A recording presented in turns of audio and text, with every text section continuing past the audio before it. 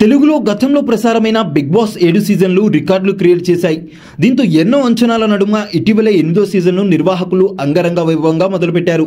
ఇప్పుడు పాత సీజన్లను మరిపించేలా కొత్తగా మొదలైన దానిలో సరికొత్త ప్రయోగాలు చేస్తున్నారు బిగ్ బాస్ యూనిట్. ముఖ్యంగా డిఫరెంట్ టాస్కులు, కొత్త రూల్స్తో వైవిధ్యంగా నడుపుతున్నారు. మిగిలిన షోలను కాదని ప్రేక్షకులు బిగ్ బాస్ను ఇష్టపడడానికి అందులో కనిపించే లవ్ ట్రాక్లు కూడా కారణమనే చెప్పాలి. అందుకే నిర్వాహకులు ప్రతి సీజన్లోనూ కొందరిని జంటలుగా క్రియేట్ చేసి చూపిస్తున్నారు. దీంతో ప్రేక్షకులకు ఇవి బాగా నచ్చుతున్నాయి. ఇప్పటికే ఇలా ఎంతో మంది బిగ్ బాస్ జోడీలు అనిపించుకున్నారు. తద్వారా భారీ స్థాయిలో పాపులర్ అయ్యారు. బిగ్ బాస్ ఇంట్లో చుట్టూ వందల కెమెరాలున్నా చాలా మంది రొమాంటిక్గా కనిపిస్తూ తమ ప్రేమలను వ్యక్తపరుచుకుంటూ ఉండడం ప్రేక్షకులకు కావాల్సినంత మజాను పంచుతుంది. ఇక 8వ సీజన్లో ఇప్పటికే పలువురిని జంటలుగా చూపిస్తున్నారు. అందులో 2 అబ్బాయిలతోనూ ఓ అమ్మాయి మాత్రమే పేర్లా మారి కనిపించడం అందరికీ షాక్ ఇస్తుంది. తాజా సీజన్లో అందరి దృష్టిని ఆకర్షించిన ఫీమేల్ కంటెస్టెంట్లలో సోనియా ఆకుల ఒకరు. హౌస్లోకి ప్రవేశించిన మొదటి రోజు నుంచే సోనియా ఫోకస్ అవుతుంది.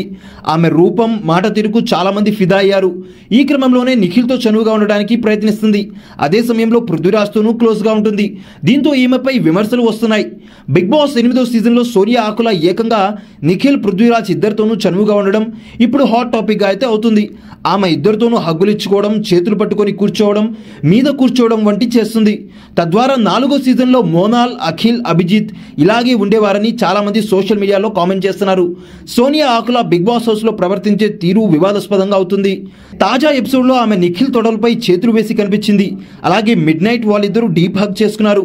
మరో సందర్భంలో పృథ్వీ చేతిని గట్టిగా పట్టుకొని కనిపించింది. ఇలా సోనియా ఇద్దరు మగాలతో అసభ్యంగా ప్రవర్తిస్తూ భారీ స్థాయిలో విమర్శలు ఎదుర్కొంటుంది. మరి దీనిపై మీ అభిప్రాయాన్ని కామెంట్ రూపంలో అయితే తెలియజేయండి.